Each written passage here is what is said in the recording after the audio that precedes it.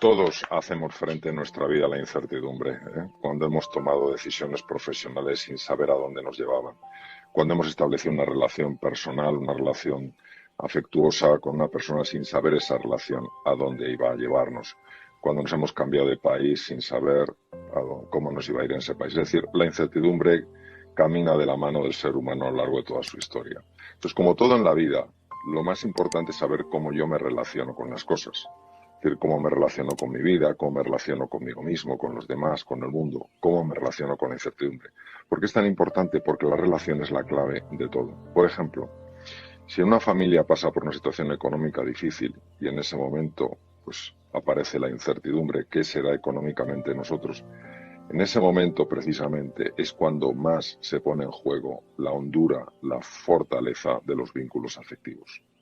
Cuando los vínculos son sólidos, la familia se une y dicen lo estamos pasando mal, es una situación difícil, entre todos vamos a encontrar una solución. Cuando la familia no está tan unida, cuando los vínculos no son tan sólidos, empiezan a echarse la culpa unos a otros. Y esto es muy humano, tenemos que comprenderlo, por ahí hemos pasado muchos y por eso nadie está por encima de nadie a la hora de dar lecciones de nada en este sentido. Lo que sí que podemos juntos es explorar qué nos pasa cuando la relación con la incertidumbre no es la mejor de las posibles. Una relación no es la mejor de las posibles cuando de entrada la rechazamos. La tenemos que aceptar aparentemente porque no nos queda otra, como suele decirse. Esa frase que a mí me pone un poco de los nervios. El problema no es de la frase, el problema seguro que es mío. Con la que está cayendo.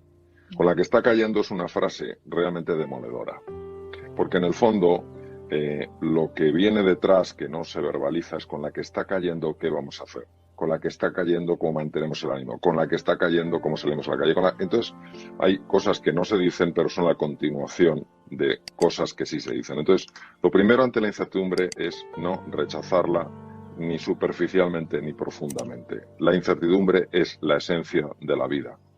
Cuando éramos chiquititos, francamente, y empezamos a ponernos de pie, madre mía, las castañas que nos pegábamos. Desde luego algunos de nosotros. Yo me debí dar por todos los lados.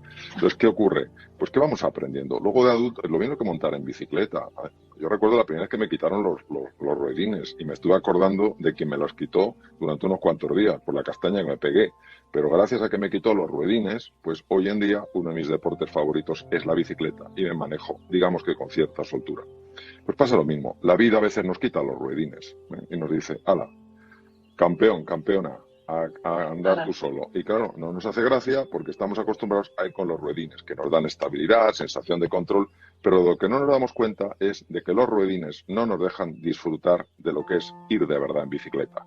No creo que un adulto, honestamente no lo he probado, no me atrevo, me parece que supera todo mi estándar de valentía, no me atrevo a ir en bicicleta con ruedines por la calle a mi edad. Porque dirán, madre mía, este hombre que poco ha evolucionado, ¿no? Entonces, ¿qué pasa? Que la vida me tiene que quitar los ruedines, porque yo solo, en este caso, fue mi padre, pero yo solo no me los hubiera quitado jamás. Entonces, la vida, de alguna manera, por lo menos así busco yo relacionarme constantemente con ella, la vida de alguna manera dice, campeón, campeona, hay que quitarte los ruedines. Y claro, nos pegamos unas castañas, nos enfadamos porque estábamos cómodos. Lo que no nos damos cuenta es de lo que nos estamos privando.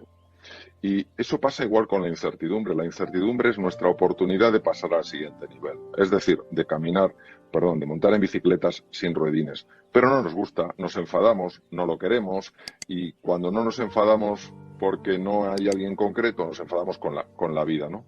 Creo que ese es nuestro error. Entonces tenemos que entender que todos lo pasamos mal en la incertidumbre. Yo, el primero.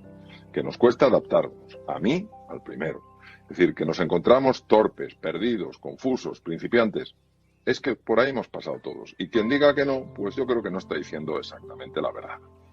Entonces, ¿qué pasa? Que si yo, en lugar de poner el foco solo en las tortas que me doy, cuando me quitan los ruedines, pongo el foco en lo que se debe sentir cuando uno camina sin ruedines, obviamente soy capaz de contrarrestar parte de ese miedo de tal manera que no me impida ser valiente, pero tampoco me convierta en un insensato. Entonces, ese mundo entre dos aguas Yo creo que es el mundo en el que el ser humano crece y evoluciona. Y ahora nos han quitado a todos los ruedines y tenemos que aprender en eso. ¿Qué es lo que evita realmente aprender? No la incapacidad de montar en bicicleta sin ruedines. Es lo que yo me digo a mí mismo.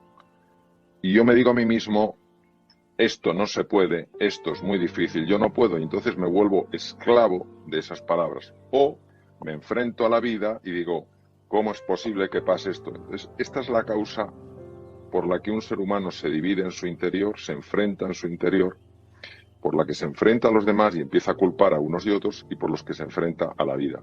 Biológicamente sabemos que esto tiene una lectura verdaderamente sorprendente y a mí me parece que absolutamente apasionante, que es que cuando yo me resisto a algo, cuando no lo quiero en mi entorno, fíjate que puede ser algo, Ane, nada agradable, es decir, no estamos hablando obviamente de pajaritos y flores. Cuando yo me resisto a algo que no me gusta, automáticamente activo los núcleos amigdalinos en el cerebro. Es automático, es que es automático, ya lo mostró el profesor Hanseli. Y eso no solo es que hace que me sienta mal, es que biológicamente reduzco mi capacidad real para hacerle frente. Reduzco mi inteligencia, reduzco mi creatividad, reduzco mi espíritu emprendedor. Y hay personas, sabes que la inteligencia es una de las cosas que más me ha interesado a lo largo de la vida, probablemente por la cantidad de dudas que he tenido sobre mi propia inteligencia. Y digo, creo que no hay duda al respecto. Digo, tengo que saber un poco más, a ver si me libro, ¿no? Entonces hay personas que dicen, pero ¿cómo se te va a reducir la inteligencia? Y les pongo un ejemplo, a mí me encantan las metáforas, les pongo un ejemplo que yo creo que es bastante sencillo, pero bueno, digo, vamos a ver, una ventana es la inteligencia. Y gracias a esa ventana yo puedo ver las cosas que hay. Pero una ventana también puede tener una persiana. Y si yo bajo la persiana, ya puedo tener la mejor ventana, el mejor ventanal del mundo, que no me entero de nada. Bueno, pues el mundo de la persiana es el mundo de las emociones. Entonces, el intelecto está tremendamente influido por el mundo afectivo. Entonces, claro, si yo creo que no puedo, si me digo a mí mismo, esto es muy difícil, esto no hay quien lo supere, ya estoy bajando la persiana. ¿Qué pasa? Que cuanto más baja la persiana, menos veo a través de la ventana, es decir, mi inteligencia baja, con lo cual realmente tengo menos opciones para actuar, tengo menos opciones para tomar determinadas decisiones, y claro, entonces me voy angustiando más. Entonces, es verdad, cada vez veo menos, cada vez esto es más difícil, y entonces llega un momento en que la persiana entera se ha bajado. ¿Y qué acabo concluyendo? Es que no soy capaz. Y esta es la evidencia. No veo nada, sí, querida, no ves nada, pero no porque no tengas capacidad de ver nada. Es que tienes bajada una persiana que no deja pasar ni un fotón de luz. Ese es el problema. Entonces, por eso, cuando una persona ante la incertidumbre decide que claro que hay un camino de adaptación, que claro que se puede, y establece una relación distinta, le puede dar la vuelta a la situación y encontrar opciones que solo se pueden encontrar con la ventana abierta. Si no, no se pueden encontrar.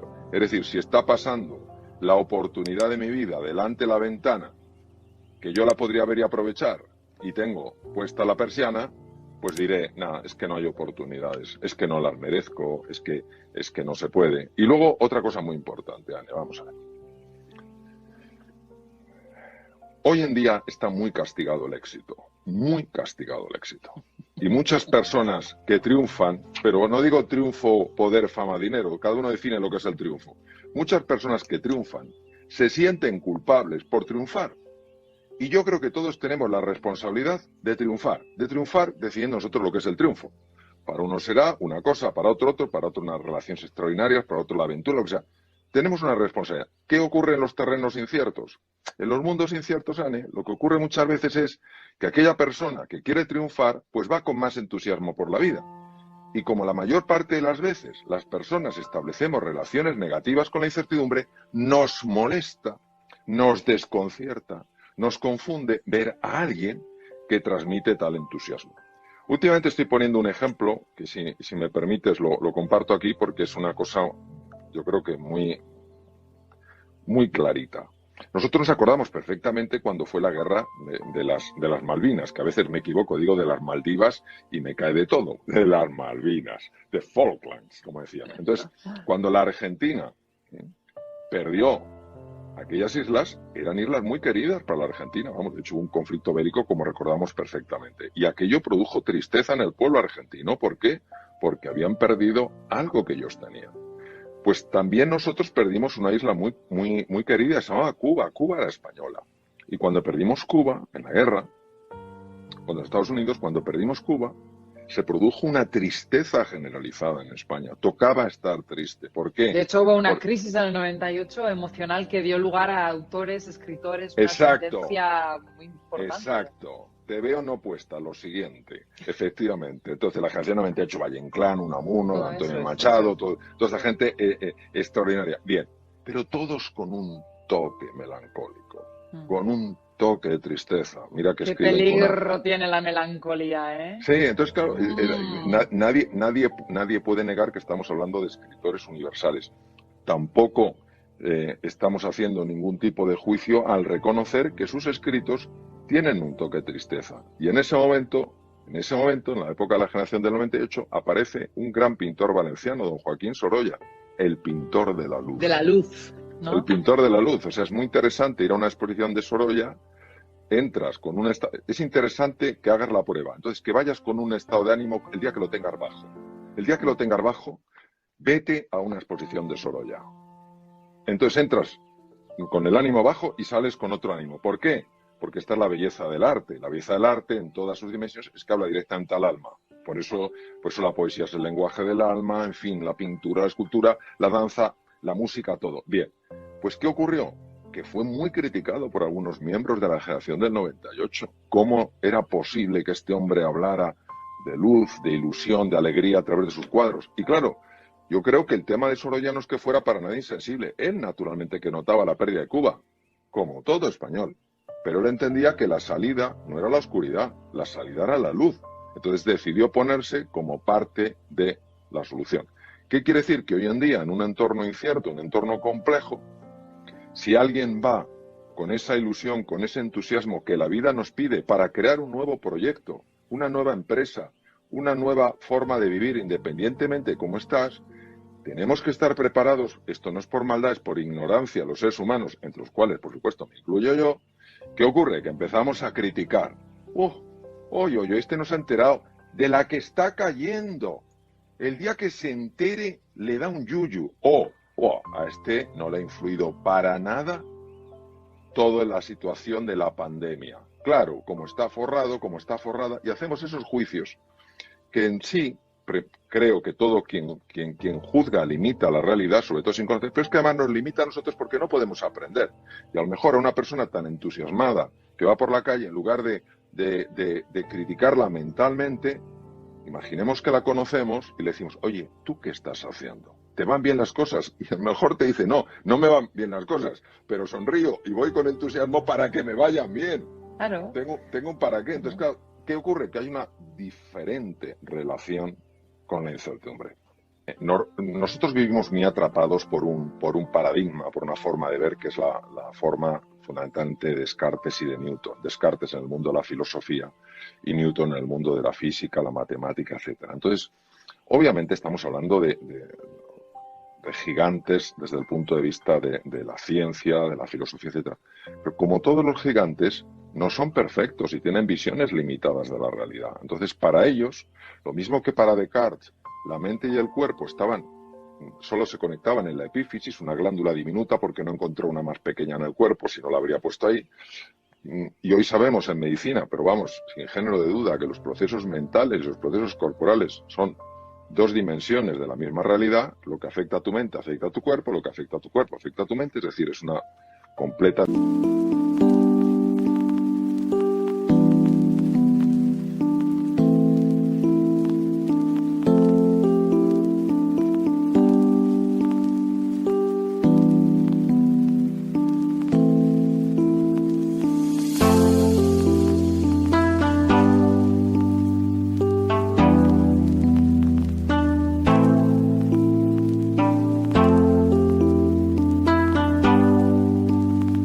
evolución del paradigma cartesiano. Lo mismo pasa con el paradigma newtoniano. Según Newton, el mundo interno y el mundo externo están completamente desconectados. Es decir, mi estado de ánimo, que yo me levante por las mañanas, independientemente de los problemas y las dificultades, con ánimo, con ilusión, con deseo de contribuir, con deseo de crecer, según Newton, lógicamente, y muchos otros, no tiene ningún impacto en lo que me sucede, ninguno, porque el mundo exterior y el mundo interior son dos cosas distintas. Puede afectar a mi estado de ánimo, pero eso no tiene más repercusión. Lo que nos ha mostrado a mí, no tanto la ley de atracción, estos temas, sino la física cuántica, porque, a ver, yo tengo una mentalidad muy racional, entonces, francamente, me cuesta bastante creerme ciertas cosas hasta que no las conozco con una cierta profundidad o hasta que las he vivido. ¿Qué ha mostrado la física cuántica? Pero es que todos, Einstein, Bohr, Bohm, etc., que el observador sí afecta al observado. Es decir, que tu estado de ánimo, que vayas con una sonrisa, que te importen los demás, que intentes dar en todo lo que haces lo mejor, sí afecta. Total. Y si me permites, te voy a contar ¿Me da tiempo a contarte un ejemplo? Sí. Esto ocurrió en los Estados Unidos, un conductor de autobuses. Este conductor de autobuses era un hombre que decidió, pero por su propia, estamos hablando de comienzos del 20, no creo que estuviera muy puesto en física cuántica, decidió que lo que él hacía sí impactaba en las personas a las que veía. Y decidió tratar a todas las personas que entraran en su autobús con un cariño, con un cuidado, con una delicadeza especial. Yo esto lo he visto en Madrid con un conductor de autobús que me impactó tanto que le puse como ejemplo en un capítulo de uno de mis libros. Era todo atención a las personas, atención real. Bueno, este hombre estaba así y uno puede decir, bueno, sí, influye, afecta pues a los viajeros y punto. No pasan más cositas. Entonces, a su jefe le molestó.